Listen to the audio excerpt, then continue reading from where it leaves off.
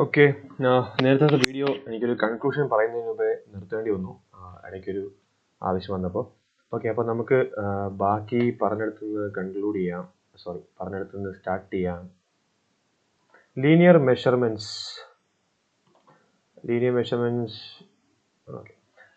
Linear measurements എന്ന് പറയുമ്പോൾ നമുക്കറിയാം ഡിസ്റ്റൻസസ്, ലീനിയർ ഡിസ്റ്റൻസസ്, പ്ലെയിൻ സർവേയിൽ ലീനിയർ ഡിസ്റ്റൻസസ് ആണെങ്കിലും ജിയോഡറ്റിക് സർവേയിൽ കർവ്വലീനിയർ ഡിസ്റ്റൻസസ് ആണെങ്കിലും നമ്മൾ അതിനെ ലീനിയർ മെഷർമെന്റ്സ് എന്നാണ് പറയുക. അപ്പോൾ ലീനിയർ മെഷർമെന്റ്സ് നമുക്ക് ഡയറക്റ്റ് മെഷർമെന്റ്സ് ഉണ്ട്, മെഷർമെന്റ്സ് ബൈ ഒപ്റ്റിക്കൽ മീൻസ് ഉണ്ട്, measurement by electromagnetic methods ഉണ്ട്.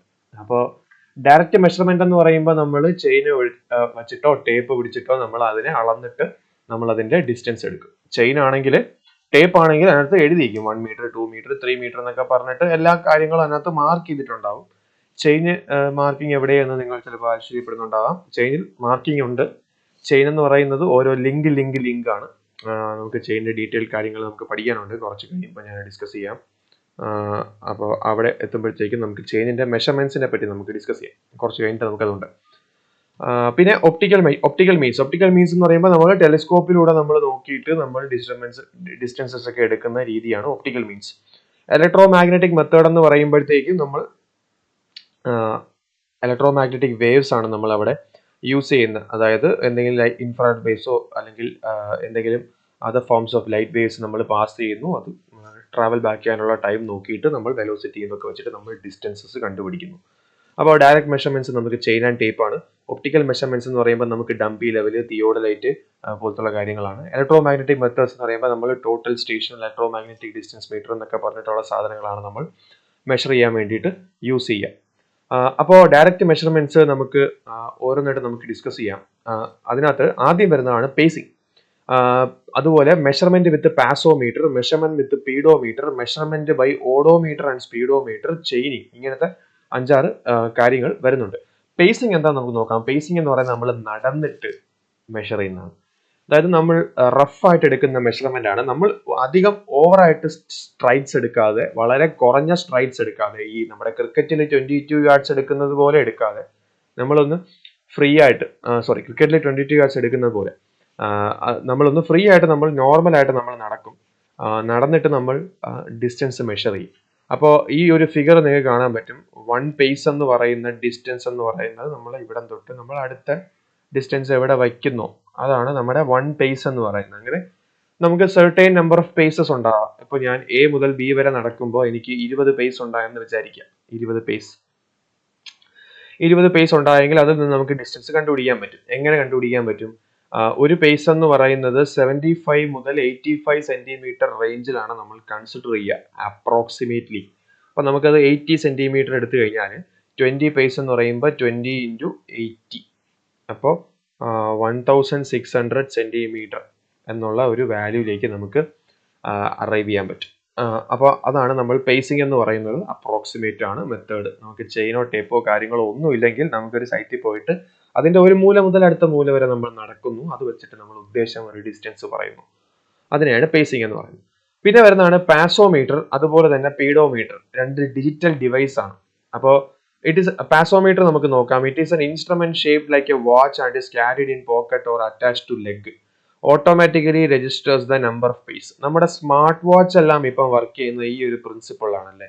നമ്മുടെ സ്മാർട്ട് വാച്ച് നമ്മൾ കൈ കെട്ടിയിട്ട് നമ്മൾ നടക്കുമ്പോൾ നമ്മുടെ നമ്പർ ഓഫ് സ്റ്റെപ്സ് കാണിക്കുന്ന പരിപാടി അത് തന്നെയാണ് ബേസിക്കലി ഇവിടെ. നമുക്ക് നമ്പർ ഓഫ് പേസ് തരും, നമ്മൾ നടക്കുന്ന ഡിസ്റ്റൻസ്.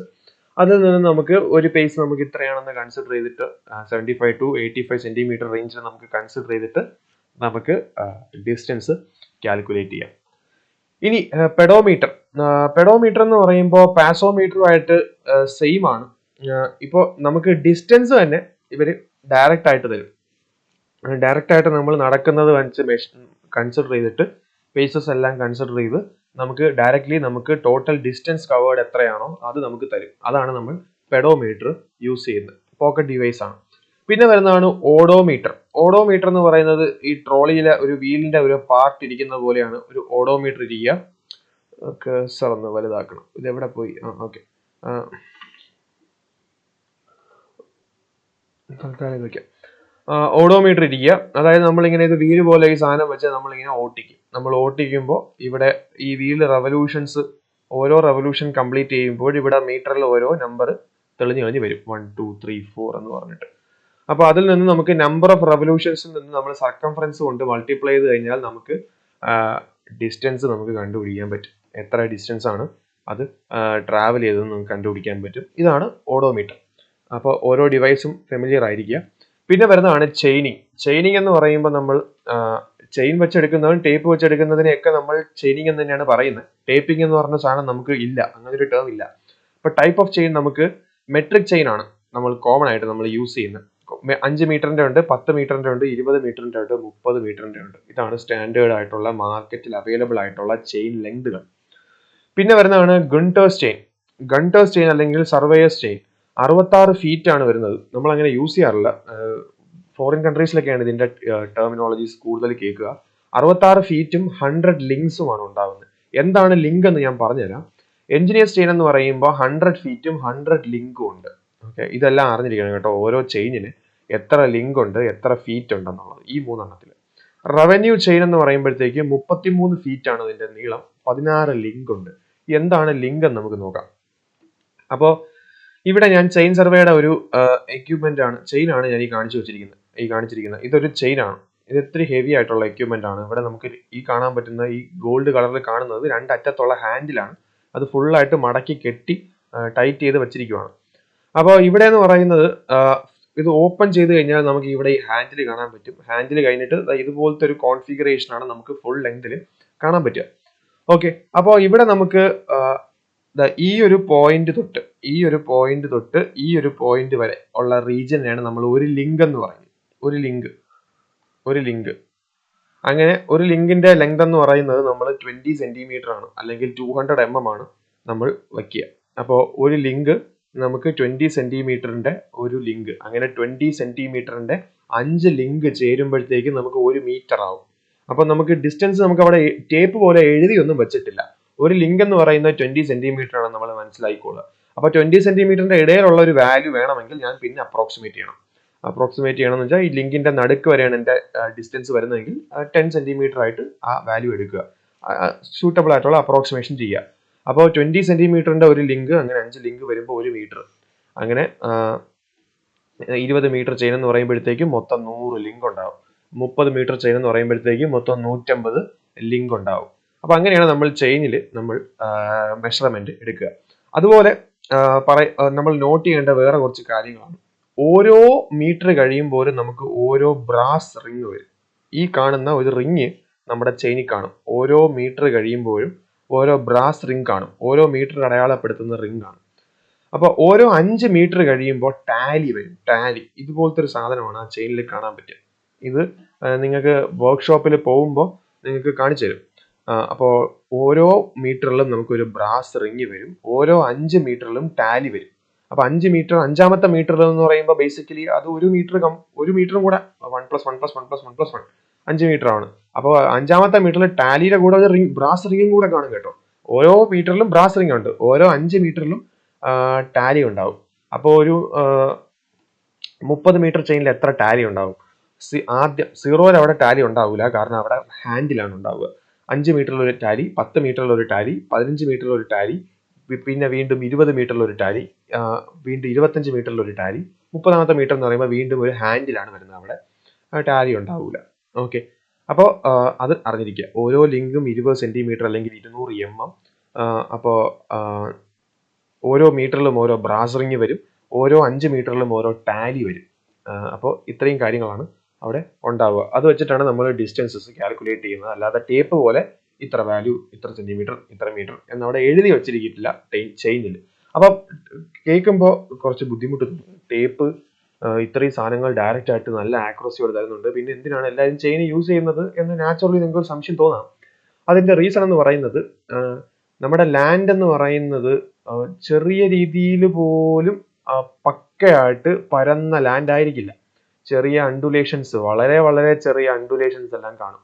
അപ്പൊ ടേപ്പ് എന്ന് പറയുമ്പോൾ ടേപ്പ് അങ്ങനെ നമുക്ക് ഇടാൻ പറ്റില്ല. ടേപ്പ് നമുക്ക് സ്ട്രെച്ച് ചെയ്ത് സ്ട്രെയിറ്റ് ആയിട്ട് പിടിക്കാൻ പറ്റും.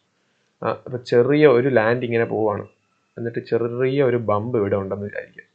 ഓക്കെ, അപ്പോൾ ഞാൻ ചെയിൻ ഇടുവാണെങ്കിൽ ചെയിൻ എനിക്ക് ഇതിൻ്റെ പുറത്തൂടെ ഇട്ടിട്ടിട്ട് ഈ ബമ്പിലൂടെ ഇങ്ങനെ ഇട്ടിട്ട് പോവാം. ടേപ്പ് എനിക്ക് സ്ട്രെച്ച് ചെയ്ത് പിടിക്കാനേ പറ്റൂ, വിച്ച് ഇസ് ഡിഫിക്കൽട്ട്. അപ്പോൾ ആ ഒരു ബമ്പിൻ്റെ ആ ഒരു ലെങ്ത് കവറേജ് എനിക്ക് ടേപ്പിൽ നിന്ന് കിട്ടില്ല. മാത്രമല്ല ടേപ്പ് നല്ലപോലെ സ്ട്രെച്ച് ചെയ്ത് പിടിച്ചാൽ ടേപ്പ് രണ്ടറ്റത്തു നിന്ന് എപ്പോഴും പിടിച്ചുകൊണ്ടിരിക്കണം. ചെയിൻ ആകുമ്പോൾ അങ്ങനെ അങ്ങ് നീട്ടി അങ്ങ് ഇട്ട് കൊടുത്താൽ മതി. ഇട്ട് കൊടുത്തിട്ട് അതങ്ങ് അവിടെ മാർക്ക് ചെയ്ത് ഫിക്സ് ചെയ്ത് വെക്കാം. ടേപ്പ് നമ്മൾ പിടിച്ചുകൊണ്ടിരിക്കണം. മാത്രമല്ല ടേപ്പ് നമ്മൾ ഒരു പെർട്ടിക്കുലർ ലെങ്ത് കൂടുതൽ നമ്മൾ നീട്ടിക്കഴിഞ്ഞാൽ നമ്മൾ എത്ര സ്ട്രെച്ച് ചെയ്ത് പിടിച്ചാലും ടേപ്പിൽ ഇങ്ങനെ ഒരു വളവ് വരും, ചെറുതായിട്ടൊരു സാഗ് വരും, വള്ളം പോലെ ചെറുതായിട്ടൊന്ന് വളയും. അപ്പോൾ ഡിസ്റ്റൻസ് കാൽക്കുലേഷനിൽ നമുക്ക് അതിൻ്റെ ആക്യുറസിയൊക്കെ ബാധിക്കും. വലിയ ഡിസ്റ്റൻസ് എടുക്കുമ്പോൾ, വലിയ ഡിസ്റ്റൻസ് അല്ല, ഒരു 4 മീറ്റർ നീളത്തിന് നമ്മൾ ടേപ്പ് പിടിക്കുമ്പോൾ തന്നെ ടേപ്പിൽ നടുക്ക് ഇങ്ങനെ ചെറിയൊരു സാഗ് വരും. ചെയിനിന് അത് വരില്ല. അതുകൊണ്ടാണ് നമ്മൾ ചെയിൻ പ്രിഫർ ചെയ്യുന്നത്. ഇനി റേഞ്ചിങ് ഔട്ട് സർവേ ലൈൻസ്. ഞാൻ റെക്കോർഡിങ് ഓൺ തന്നെയല്ലേ, ഒന്നുകൂടെ ഒന്ന് ചെക്ക് ചെയ്യാം. ഇടയ്ക്കിടയ്ക്ക് ഓണാം. Ranging out survey lines. എന്താണ് ranging out? While measuring length of a survey line, chain or tape must be stretched between two stations. അതായത് എ മുതൽ ബി വരെയുള്ള ലെങ്ത് എനിക്ക് കണ്ടുപിടിക്കണമെങ്കിൽ എയുടെ ഒരു അറ്റത്ത് ഞാൻ ചെയിൻ പിടിക്കണം, ബിയുടെ മറ്റേ അറ്റത്ത് ചെയിൻ പിടിക്കണം. എന്നിട്ട് ചെയിനിൽ നിന്ന് നമ്മൾ ഈ ലിങ്കും ബ്രാസും ടാലിയൊക്കെ നോക്കിയിട്ട് നമ്മൾ ഒരു ഡിസ്റ്റൻസ് കണ്ടുപിടിക്കും. പക്ഷേ എൻ്റെ കയ്യിൽ 20 മീറ്റർ ചെയിനേ ഉള്ളൂ, എനിക്ക് മെഷർ ചെയ്യാനുള്ള ലെങ്ത് 20 മീറ്ററിന് കൂടുതലാണ്, അല്ലെങ്കിൽ എൻ്റെ ചെയിനിൻ്റെ ലെങ്തിനേക്കാൾ കൂടുതലായിട്ടുള്ള ഡിസ്റ്റൻസ് എനിക്ക് മെഷർ ചെയ്യാനുണ്ട്. അങ്ങനെ ഉണ്ടെങ്കിൽ ഞാൻ എന്ത് ചെയ്യും? അപ്പോൾ അങ്ങനെ ഉള്ള സിറ്റുവേഷനിലാണ് ഞാൻ റേഞ്ചിങ് എന്ന് പറഞ്ഞിട്ടുള്ള ഒരു പരിപാടി ചെയ്യുക.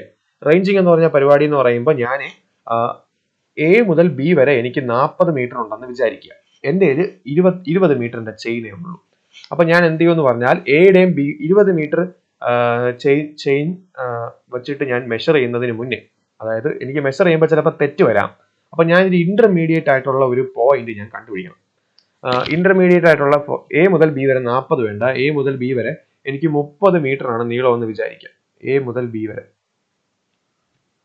ഇവിടെ പറയുന്നുണ്ട്, എ മുതൽ ബി വരെ എനിക്ക് 30 മീറ്റർ ആണ് നീളം. പക്ഷേ എനിക്ക് എ മുതൽ ബി വരെ നീട്ടിയിടാനുള്ള ചെയിൻ ലെങ്ത് ഇല്ല. ഇവിടെ ഞാൻ ഒരു യൂട്യൂബ് ലിങ്കും കൂടെ കൊടുത്തിട്ടുണ്ട് കേട്ടോ, വീഡിയോ റെഫറൻസിന് വേണ്ടിയിട്ട്. അപ്പൊ ഞാൻ ഇതിന്റെ ഇടയിൽ ഒരു പോയിന്റ് എസ്റ്റാബ്ലിഷ് ചെയ്തെടുക്കണം. അപ്പൊ ആ പോയിന്റ് എസ്റ്റാബ്ലിഷ് ചെയ്തെടുക്കുന്ന പ്രോസസ്സിനെയാണ് ഞാൻ റേഞ്ചിങ് എന്ന് പറയുന്നത്. റേഞ്ചിങ് ചെയ്യുമ്പോൾ ഞാൻ ശ്രദ്ധിക്കേണ്ട കാര്യം, ഈ എസ്റ്റാബ്ലിഷ് ചെയ്യുന്ന പോയിന്റ് എയുടെയും ബിയുടെയും ലൈനിൽ തന്നെ വരണം. അത് ഭയങ്കര പാടാണ്. അത് ഇവിടെ വരാൻ പാടില്ല, അത് ഒരു ഇതുപോലും അങ്ങോട്ടോ ഇങ്ങോട്ടോ മാറാൻ പാടില്ല. അപ്പോൾ അത് എസ്റ്റാബ്ലിഷ് ചെയ്ത് എടുത്തു കഴിഞ്ഞാൽ നമ്മൾ എ പി ഡിസ്റ്റൻസ് മെഷർ ചെയ്യും, പി ബി ഡിസ്റ്റൻസ് ചെയിൻ വെച്ച് മെഷർ ചെയ്യും. എന്നിട്ട് നമ്മൾ സം ചെയ്ത് അതിന്റെ വാല്യൂ കണ്ടുപിടിക്കും, ലെങ്ത് ഷോർട്ട് ഉണ്ടെങ്കിൽ. അപ്പൊ പി എന്ന് പറയുന്ന പോയിന്റ് ഞാൻ എസ്റ്റാബ്ലിഷ് ചെയ്യുന്നത് വളരെ കെയർഫുൾ ആയിട്ടായിരിക്കണം. അത് എ ബി ലൈനിൽ തന്നെ ആ പോയിന്റ് വരണം. അങ്ങനെ എസ്റ്റാബ്ലിഷ് ചെയ്യുന്നതിനെയാണ് നമ്മൾ റേഞ്ചിങ് എന്ന് പറയുന്നത്. അങ്ങനെ ഒരു പ്രോസസ്സ് ചെയ്യുന്ന ഒരു ഇന്റർമീഡിയറ്റ് പോയിന്റ് എസ്റ്റാബ്ലിഷ് ചെയ്യാൻ വേണ്ടി ചെയ്യുന്ന പ്രോസസ്സിനെയാണ് നമ്മൾ റേഞ്ചിങ് എന്ന് പറയുന്നത്. അതിന് നമ്മൾ യൂസ് ചെയ്യുന്ന ഡിവൈസ് ആണ് റേഞ്ചിങ് റോഡും അതുപോലെ തന്നെ നമ്മൾ ഒപ്റ്റിക്കൽ സ്ക്വയർ എന്ന് പറയുന്ന ഒരു ഇൻസ്ട്രുമെന്റും കൂടി നമുക്ക് യൂസ് ചെയ്യാം. റേഞ്ചിങ് റോഡും ഒപ്റ്റിക്കൽ സ്ക്വയർ അത് വർക്ക്ഷോപ്പിൽ കാണിച്ചു തരും. ആ പോയിന്റ് നിങ്ങൾക്ക് എങ്ങനെയാണ് എസ്റ്റാബ്ലിഷ് ചെയ്യാനുള്ള ആ പ്രോസസ്സിനെ നമ്മൾ റേഞ്ചിങ് എന്ന് പറയുന്നു. Direct ranging, indirect ranging. റേഞ്ചിങ്ങിനെ രണ്ടായിട്ട് ക്ലാസിഫൈ ചെയ്യുന്നുണ്ട്, direct, indirect. When two end points are intervisible either by eye or through optical ranger such as line ranger. ഈ രണ്ട് എൻഡ് പോയിന്റ് കണ്ടുകൂടാ, എയും ബിയും എനിക്ക് തമ്മിൽ കണ്ടുകൂടാ. അപ്പോൾ തമ്മിൽ കണ്ടുകൂടാ എങ്കിൽ ഞാൻ ഇടയിൽ ഇന്റർമീഡിയറ്റ് ആയിട്ടുള്ള ഒരു പോയിന്റ് എസ്റ്റാബ്ലിഷ് ചെയ്യണം, സച്ച് ദാറ്റ് ഈ പോയിന്റിൽ നിന്ന് എനിക്ക് എയും കാണാൻ പറ്റും, ബിയും കാണാൻ പറ്റും. അങ്ങനെയുള്ള ആ ഒരു പ്രോസസ്സിനെയാണ് ഞാൻ ഡയറക്റ്റ് റേഞ്ചിങ് എന്ന് പറയുന്നത്. രണ്ടാമത്തേത് ഇൻഡയറക്റ്റ് റേഞ്ചിങ്. ഇൻഡയറക്റ്റ് റേഞ്ചിങ് എന്ന് പറയുമ്പോൾ when two end points are not intervisible, ഞാൻ മൾട്ടിപ്പിൾ പോയിന്റ്സ് ഞാൻ അവിടെ കണ്ടുപിടിക്കും. ഇൻഡയറക്റ്റ് റേഞ്ചിങ്ങിൽ ഞാൻ എ ബി എന്ന് പറഞ്ഞ രണ്ട് പോയിന്റ്സ് ഉണ്ട്, ഇത് രണ്ടും എനിക്ക് തമ്മിൽ കണ്ടുകൂടാ. അപ്പൊ ഞാൻ ഇവിടെ നടുക്കൊരു പോയിന്റ് എനിക്ക് ഒബ്റ്റെയിൻ ചെയ്യാൻ പറ്റുന്നില്ല എന്ന് വിചാരിക്കുക. അങ്ങനെയാണെങ്കിൽ ഞാൻ മോർ ദാൻ വൺ പോയിന്റ് ഞാൻ ഇവിടെ എസ്റ്റാബ്ലിഷ് ചെയ്യും, എമ്മും എന്നും എസ്റ്റാബ്ലിഷ് ചെയ്യും. എമ്മിൽ നിന്ന് നോക്കിയാൽ എനിക്ക് എയും എന്നും കാണാൻ പറ്റും, എന്നിൽ നിന്ന് നോക്കിയാൽ എനിക്ക് ബിയും എമ്മും കാണാൻ പറ്റും. ആ രീതിയിൽ നമ്മൾ ചെയ്യുന്നതിനെയാണ് നമ്മൾ ഇൻഡയറക്റ്റ് റേഞ്ചിങ് എന്ന് പറയുന്നത്. അതായത് ഡയറക്റ്റ് റേഞ്ചിങ്ങിൽ എനിക്ക് ഒറ്റ ഇന്റർമീഡിയറ്റ് പോയിന്റേ ഉണ്ടാവുള്ളൂ. ആ പോയിന്റിൽ നിന്ന് എനിക്ക് സ്റ്റാർട്ട് പോയിന്റും കാണാൻ പറ്റും, എൻഡ് പോയിന്റും കാണാൻ പറ്റും. ഇൻഡയറക്റ്റ് റേഞ്ചിങ്ങിൽ എനിക്ക് ഇന്റർമീഡിയറ്റ് പോയിന്റ്സ് ഒരെണ്ണത്തിൽ നിന്ന് രണ്ട് സ്റ്റാർട്ടും എൻഡ് പോയിന്റും ഒരുമിച്ച് കാണാൻ പറ്റൂല. എയ്തർ സ്റ്റാർട്ട് പോയിന്റോ അല്ലെങ്കിൽ എൻഡ് പോയിന്റോ അതിന്റെ കൂടെ ആ മറ്റേ ഇന്റർമീഡിയറ്റ് പോയിന്റും കൂടി എനിക്ക് കാണാൻ പറ്റും. അതിനെയാണ് നമ്മൾ ഇൻഡയറക്റ്റ് റേഞ്ചിങ് എന്ന് പറയുന്നത്. ഓക്കെ, നമുക്കിനി ലെവലിംഗിലേക്ക് മൂവ് ചെയ്യാം. ലെവലിംഗിന്റെ പ്രോബ്ലം ആണ് നമ്മൾ ക്ലാസ്സിൽ ഡിസ്കസ് ചെയ്തുകൊണ്ടിരുന്നത്. അപ്പോൾ ലെവലിംഗ് എന്ന് പറയുന്നത് ഓൾറെഡി നമ്മൾ തുടക്കത്തിൽ പറഞ്ഞൊരു കാര്യമാണ്. ലെവൽ ഡിഫറൻസസ് കണ്ടുപിടിക്കുക. എൻ്റെ പോയിന്റ് എ പോയിന്റ് ബിയുമായിട്ട് എത്ര ഹൈറ്റ് ഡിഫറൻസിലാണ് നമ്മൾ ലൊക്കേറ്റ് ചെയ്യുന്നത്. അത് കണ്ടുപിടിക്കുന്ന ആ ഒരു മെത്തേഡിനെയാണ് നമ്മൾ ലെവലിംഗ് എന്ന് പറയുന്നത്. എത്ര കട്ടിങ് വേണം, എത്ര ഫില്ലിംഗ് വേണം എന്ന് നമുക്ക് മനസ്സിലാവണം. അപ്പോൾ ലെവലിംഗ് എന്ന് പറയുമ്പോൾ ഇത്രയും കേൾക്കുമ്പോൾ നിങ്ങൾക്ക് തോന്നേണ്ട ഒരു സംശയമാണ്, ഈ റെഫറൻസ് ചെയ്ത് പറയുമ്പോൾ എന്തിനെ ബേസ് ചെയ്ത് റെഫറൻസ് ചെയ്ത് ഞാൻ തുടങ്ങും, എന്തിനെ ബേസ് ചെയ്ത് റെഫർ ചെയ്ത് ഞാൻ തുടങ്ങും എന്നുള്ളത് വലിയൊരു ചോദ്യമാണ്. അപ്പോൾ ഒരു മിനിറ്റ്, വരുന്നു.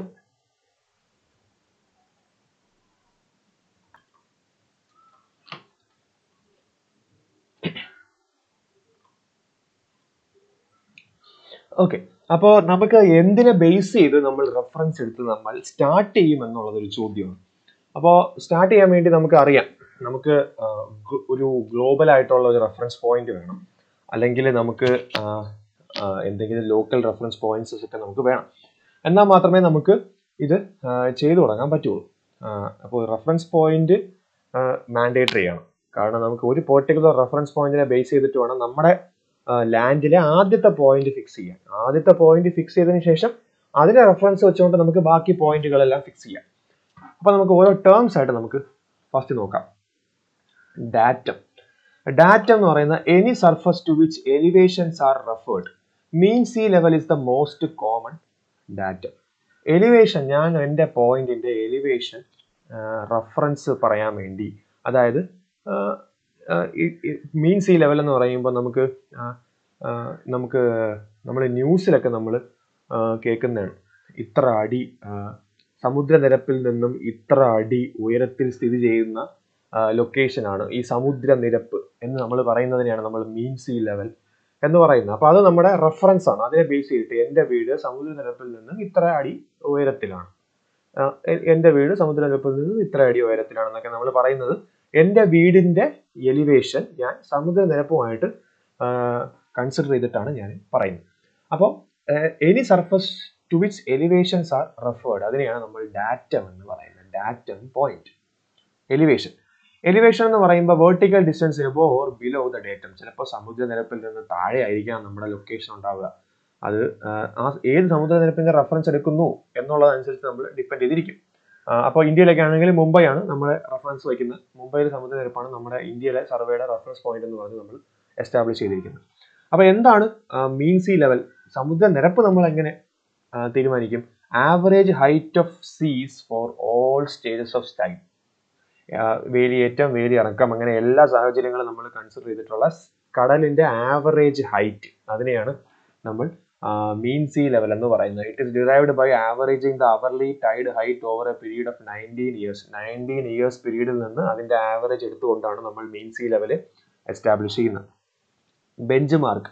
It is a permanent point of reference whose elevation with respect to some assumed datum is known. എനിക്ക് ഒരു പോയിന്റ് ഉണ്ട്, ആ പോയിന്റ് ഒരു പെർമനന്റ് ആയിട്ടുള്ള ഒരു റെഫറൻസ് പോയിന്റ് ആണ്. whose elevation with respect to some assumed datum. ഏതെങ്കിലും ഒരു ഡേറ്റത്തിനെ ബേസ് ചെയ്തുകൊണ്ട് ഞാൻ ഒരു പോയിന്റിന്റെ എലിവേഷൻ എസ്റ്റാബ്ലിഷ് ചെയ്യുന്നു. അതായത് ഡാറ്റം എന്ന് പറയുന്നത്, ഇപ്പൊ ഫോർ എക്സാമ്പിൾ മുംബൈയിലെ സമുദ്രനിരപ്പ് ഞാൻ എടുക്കാം. മുംബൈയുടെ മീൻ സീ ലെവലുമായിട്ട് ബേസ് ചെയ്ത് എൻ്റെ വീട് ഇത്ര ലെവലിലാണ്, ഇത്ര ഹൈറ്റ് ഡിഫറൻസസിലാണ് ഇരിക്കുന്നത് എന്ന് പറഞ്ഞിട്ട് എൻ്റെ വീടിനെ ഞാനൊരു പെർമനന്റ് പോയിന്റ് ഓഫ് റെഫറൻസ് ആക്കി മാറ്റുവാണ്. അതായത് എനിക്കിപ്പോ മുംബൈ വെച്ചിട്ട് എനിക്ക് ഇത് കൺക്ലൂഡ് ചെയ്യാൻ കുറച്ച് പാടാണ്. അല്ലെങ്കിൽ നിങ്ങൾ എല്ലാവരും ഇപ്പൊ ഈ റെയിൽവേ സ്റ്റേഷനിലൊക്കെ പോകുമ്പോൾ ഇപ്പൊ ട്രിവാൻഡ്രം സെൻട്രൽ എന്ന് പറഞ്ഞിട്ട് നമ്മൾ ഒരു ബോർഡ് കാണും റെയിൽവേ സ്റ്റേഷനിൽ. മലയാളത്തിലും ഹിന്ദിയിലും ഇംഗ്ലീഷിലും എഴുതി വെച്ചിരിക്കുന്ന മഞ്ഞ ബോർഡിൽ ബ്ലാക്ക് ലെറ്റേഴ്സിൽ എഴുതി വെച്ചിരിക്കുന്ന കാണും. ആ ബോർഡ് നിങ്ങൾക്ക് നോക്കിക്കഴിഞ്ഞാൽ അതിന്റെ താഴെ എലിവേഷൻസ് കാണാൻ പറ്റും. റെയിൽവേ സ്റ്റേഷൻ്റെ പ്ലാറ്റ്ഫോമിൻ്റെ എലിവേഷൻ വിത്ത് റെസ്പെക്ട് ടു ഒരു ഡാറ്റ അതാണ് കാണിക്കുന്നത്. അപ്പോൾ ആ റെയിൽവേ സ്റ്റേഷനെ ബേസ് ചെയ്തിട്ടാണ് നമ്മുടെ ഡിസ്ട്രിക്റ്റിലെ ബാക്കി പോയിന്റുകൾ എസ്റ്റാബ്ലിഷ് ചെയ്തിരിക്കുന്നത്. അപ്പോൾ എൻ്റെ റെയിൽവേ സ്റ്റേഷനാണ് എൻ്റെ ബെഞ്ച് മാർക്ക്. തിരുവനന്തപുരം റെയിൽവേ സ്റ്റേഷൻ്റെ പ്ലാറ്റ്ഫോമിലാണ് എൻ്റെ ബെഞ്ച് മാർക്ക് എന്ന് പറയുന്നത്. അപ്പോൾ എൻ്റെ ബെഞ്ച് മാർക്കിൻ്റെ ഡാറ്റ ഏതാ? മുംബൈയുടെ മെയിൻ സീ ലെവലായിരിക്കും എൻ്റെ ഡാറ്റ എന്ന് പറയുന്നത്. അപ്പോൾ ബെഞ്ച് മാർക്ക് എന്ന് പറയുന്നത് ഞാൻ എസ്റ്റാബ്ലിഷ് ചെയ്യണം. അപ്പോൾ ഞാനിപ്പോൾ എൻ്റെ ഒരു പ്ലോട്ട് സർവേ ചെയ്യുവാണെങ്കിലും എനിക്കൊരു ബെഞ്ച് മാർക്ക് എടുക്കാം. ഈ ബെഞ്ച് മാർക്ക് പലതരമുണ്ട്. പെർമനന്റ് ബെഞ്ച് മാർക്ക് ഉണ്ട്, ആർബിട്രറി ബെഞ്ച് മാർക്ക് ഉണ്ട്, ടെമ്പററി ബെഞ്ച് മാർക്ക് ഉണ്ട്. അപ്പോൾ ഇപ്പൊ എനിക്ക് എൻ്റെ ഒരു പ്ലോട്ട് സർവേ ചെയ്യണം. അപ്പൊ എൻ്റെ പ്ലോട്ട് സർവേ ചെയ്യുമ്പോൾ എൻ്റെ പ്ലോട്ട് എനിക്ക് ഒരു മീൻ സീ ലെവൽ അറിയാം, എനിക്ക് തിരുവനന്തപുരം ഡിസ്ട്രിക്റ്റിലുള്ള റെയിൽവേ സ്റ്റേഷനിലെ ബെഞ്ച് മാർക്കും എനിക്കറിയാം. പിന്നെ എനിക്ക് എൻ്റെ പ്ലോട്ടിൽ എനിക്ക് ഒരു ബെഞ്ച് മാർക്ക് എസ്റ്റാബ്ലിഷ് ചെയ്യണം. എൻ്റെ പ്ലോട്ടിൽ ഞാൻ ഒരു ബെഞ്ച് മാർക്ക് എസ്റ്റാബ്ലിഷ് ചെയ്യും. എന്നിട്ട് അതിനെ ബേസ് ചെയ്തുകൊണ്ട് ഞാൻ ഫർദർ സർവേ ചെയ്ത് പോകും എൻ്റെ പ്ലോട്ടിലെ ബാക്കി പോയിന്റുകൾ. അപ്പോൾ ഈ ബെഞ്ച് മാർക്ക് എന്ന് പറയുന്നത് പെർമനന്റ് ആയിട്ടുള്ള ബെഞ്ച് മാർക്ക് ഉണ്ട്, വിച്ച് ഇസ് യൂഷ്വലി ഈ റെയിൽവേ സ്റ്റേഷനിലെ പോയിന്റ്സ് ഒക്കെ ആയിരിക്കും, അല്ലെങ്കിൽ ഗവൺമെന്റ് തരുന്ന മറ്റ് പോയിന്റ്സ് ഒക്കെ ആയിരിക്കും. ആർബിട്രറി ബെഞ്ച് മാർക്ക് ഉണ്ട്, ടെമ്പററി ബെഞ്ച് മാർക്ക് ഉണ്ട്. ആർബിട്രറി ടെമ്പററി ബെഞ്ച് മാർക്ക് എല്ലാം ചിലപ്പോൾ state government recommended bench mark ആയിരിക്കാം, ചിലപ്പോൾ എന്തെങ്കിലും കൺസ്ട്രക്ഷൻ കമ്പനി വയ്ക്കുന്ന ബെഞ്ച് മാർക്ക് ആയിരിക്കാം, അല്ലെങ്കിൽ നമ്മൾ നമ്മുടെ സൈറ്റിൽ തന്നെ നമ്മളായിട്ട് കൺസിഡർ ചെയ്യുന്ന ടെമ്പററി ആയിട്ടുള്ള ബെഞ്ച് മാർക്ക് ആയിരിക്കാം, ഡിപ്പെൻസ്. അപ്പോൾ ഡാറ്റ എന്താണെന്ന് ബെഞ്ച് മാർക്ക് എന്താണെന്ന് അറിയണം. നമ്മൾ ലെവലിംഗ് ചെയ്യുമ്പോൾ നമുക്ക് ഒരു ബെഞ്ച് മാർക്ക് വേണം. ബെഞ്ച് മാർക്ക് വാല്യൂ എസ്റ്റാബ്ലിഷ് ചെയ്തിരിക്കുന്നത് ഒരു ഡാറ്റത്തിനെ ബേസ് ചെയ്തിട്ടായിരിക്കും. ആ ബെഞ്ച് മാർക്കിൽ നിന്നുകൊണ്ടാണ് നമ്മൾ നമ്മുടെ ലാൻഡിലെ ബാക്കി എല്ലാ പോയിന്റ്സിലെ ലെവൽസും നമ്മൾ ഒബ്റ്റെയിൻ ചെയ്തെടുക്കുക. അപ്പോൾ ലെവലിംഗ് ഇൻസ്ട്രുമെന്റ്സ് നമുക്ക് ഒരു ലെവലും ഉണ്ട്, ഒരു ലെവലിംഗ് സ്റ്റാഫും ഉണ്ട്. ഈ ലെവൽ എന്ന് പറയുന്നത് ഒരു ഇൻസ്ട്രുമെന്റിന്റെ പേരാണ്. പല ടൈപ്പ് ലെവലുണ്ട്, Y level, tilting level, dumpy level, അങ്ങനെ പല ടൈപ്പ് ലെവൽസ് ഉണ്ട്. നമുക്ക് ഡംപി ലെവലാണ് നിങ്ങൾക്ക് ലാബിൽ കാണിച്ചു തരിക. ലെവലിംഗ് സ്റ്റാഫ് എന്ന് പറയുന്നത് ഈ കാണുന്ന സാധനമാണ്. ഇവിടെ ഇതിന് കുറേ റീഡിങ്സ് കാണും. ഹൈറ്റ് ആണ് ഇവിടെ കാണിച്ചിരിക്കുന്നത്. ഒരു സ്കെയിൽ നമ്മൾ വെർട്ടിക്കലി പിടിക്കുന്നു, അത്രേ ഉള്ളൂ. അത് വെച്ചിട്ട് നമ്മൾ ഹൈറ്റ് അവിടെ കാൽക്കുലേറ്റ് ചെയ്യുന്നു. അതിനാണ് നമ്മൾ ലെവലിംഗ് സ്റ്റാഫ്. അപ്പോൾ ഒരു ലെവലും ഒരു ലെവലിംഗ് സ്റ്റാഫും ഉണ്ടെങ്കിൽ നമുക്ക് ലെവലിംഗ് എക്സ്പെരിമെന്റ് ചെയ്യാം. 2 പേര് വേണം, ലെവൽ നോക്കാൻ ഒരാളും ലെവലിംഗ് സ്റ്റാഫ് കറക്റ്റായിട്ട് പിടിക്കാൻ ഒരാളും. ചിലപ്പോൾ 3 പേരുടെ റിക്വയർമെന്റ് നമുക്ക് വരാം. അപ്പോൾ 2 or 2-ൽ കൂടുതൽ ആളുകളെയോ വെച്ച് മാത്രം ചെയ്യാൻ പറ്റുന്ന ഒരു സർവേ പ്രോസസ്സാണ് ലെവലിംഗ് എന്ന് പറയുന്നത്. ഓക്കെ, ലെവലിംഗിന്റെ ഇൻസ്ട്രുമെന്റ്സ്, അതിന്റെ കമ്പോണൻസ്, അതിന്റെ അഡ്ജസ്റ്റ്മെന്റ്സ്, ഈ കാര്യങ്ങളിലേക്കൊക്കെ നമുക്ക് വരാം. അത് നിങ്ങൾ സർവേ വർക്ക്ഷോപ്പിലായിരിക്കും നിങ്ങളടുത്ത് അത് കമ്മ്യൂണിക്കേറ്റ് ചെയ്ത് തരിക. അത് കണ്ട് ആ അപ്പാരറ്റസ് കണ്ട് അവിടെ നിന്ന് ചെയ്ത് മനസ്സിലാക്കേണ്ട കാര്യമാണ്. അതിനുശേഷം നമുക്ക് ടേംസ് ആൻഡ് ഡെഫിനിഷൻസ് ഉണ്ട്, പിന്നെ ന്യൂമറിക്കൽ പ്രോബ്ലംസ് ഉണ്ട്. നമുക്ക് അതിലേക്ക് പോകാം മറ്റൊരു വീഡിയോയിൽ. ഞാൻ ഈ വീഡിയോ കൺക്ലൂഡ് ചെയ്യും.